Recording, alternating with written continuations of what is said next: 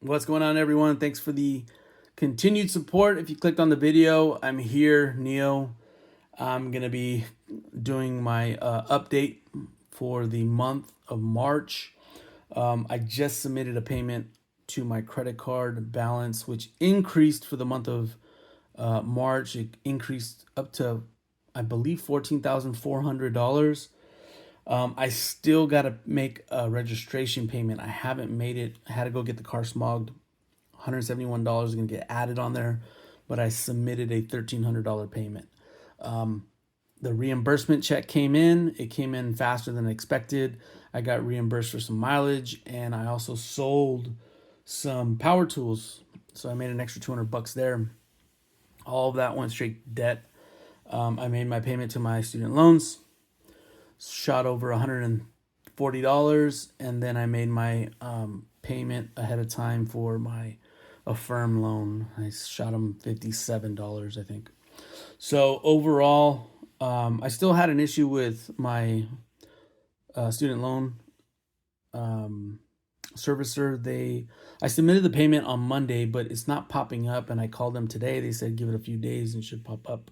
Hasn't been taken out of my bank account, so kind of makes me worried. I got a confirmation on the end. I hope it has nothing to do with Trump's decision to stop the SAVE plan and the income driven payment plans. I believe I'm on a IDR, income driven repayment plan. But either way, if it gets I know that the decision was to stop the applications. I don't know if it's going to cancel income redriven payments. So we'll look at it there. Hopefully it's not that, but it is what it is. I feel like I've been sending more anyways, so it shouldn't affect me too much. I hope not. But moving forward, that's what we did with our payments. I still am going to get paid on Friday and submit in the second payment to my credit card just to kind of drop the balance down as much as I can until the next payment, which is going to be the 20th, I believe, of this month. 21st is going to be the next payment date. I'll get paid a couple days before that, and we'll see what happens. What I didn't know is that I actually have I have a service on my credit card where if I make a large transaction, I can break it into payments. I can choose those payments between 6, 8, and 12, I believe. And I actually did. I put two large payments that were over 1,000. I think it was the stuff for the car, um, and I put them into these 6-month payment plans where you pay off, you divide the total, and you pay it off within 6 months. Now it shot my minimum payment up quite high because I did two of these plans. One's taking out about $300 extra to pay it off in 6 months, and then the other one I believe was about $100 and something for 6 months, for the next 6 months. So three are gonna fall off in this next cycle. I had a total of 5 of these pay-as-you-go payment plans. So these next 6 months, I feel like the minimum payments are going to be quite high. So I'm going to end up, I might have to save a little bit more out of my check just to make sure that I covered it. This last one was about $800 as far as the minimum payment, because it takes the minimum payment of my balance and then these other two plans that get accounted for separately. And the benefit is that they're on a smaller interest rate. And I kind of calculated based off the monthly fees that you pay, it's averaging around 11%. So those two big payments I'm paying back at an 11% APR as opposed to a 19% APR. My credit card has shot up significantly. I think when I opened up the account, it was 12 points. And during the pandemic and the credit card stuff of 2021, 2022, it skyrocketed to over 20%. And I've been paying as much as I can to keep my credit score high, above 760, and then also reduce the APR.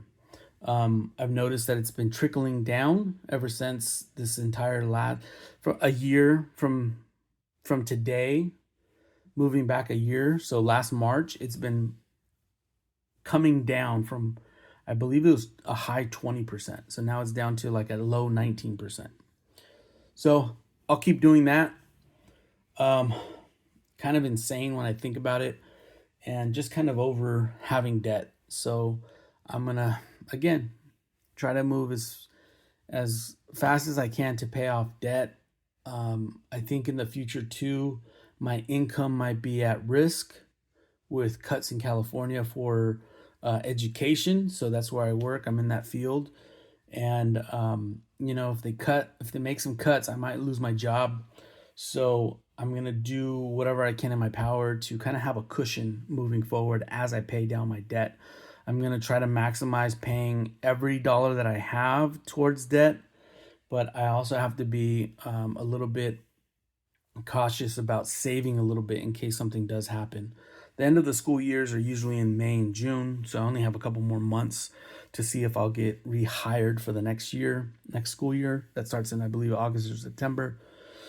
We'll see moving forward. If anything, I'll have to get a new job, which means probably that I'll get a cut. I don't think I can get an entry level job of what I'm paying for right now. And it just adds the stress because we just bought the home. Our expenses are extremely high. Mortgage is over $4,000. Bills and utilities around 5, and we have our debts that we pay. So not it's not the greatest, but I still have my health, I have my family, and this is America. We just make more money. So we'll do what we have. This is the land of opportunity. Sky's the limit. But I kind of look back at it. I was driving home from my parents' house, and I was talking to my pops, and he was telling me about a family member of his, one that I didn't really know growing up. I met him a couple of times, but one of his uncles had passed, and I was thinking to myself on the way home, man, this is the first family member in a couple years that has passed in our family. And I haven't really experienced a whole lot of barriers in these last couple of years. If anything, I've really experienced a lot of success with new job, more income, a new home, family, and man, I just kind of felt guilty that all those years I just been going with the flow and enjoying these successes, and I haven't really saw hardship. And so this year I kind of thought, well, this might be a sign. When things are going really good, we kind of tend to forget how good they are and how good they've been, and we kind of understand that things can go sideways real fast, and we can start to experience a lot of bad. So the S&P's down, my portfolio's down. I don't want to sell any stock, but if I have to, I will, to support my family, pay my bills. So I'm going to hold out as far as selling stock, but if it comes to it, I'll do it. Also, I've kind of thought maybe I can dip into my silver, sell that off too if I need to. But there's plenty of things around in my garage that I can sell. So moving forward, I'm always going to have that positive outlook.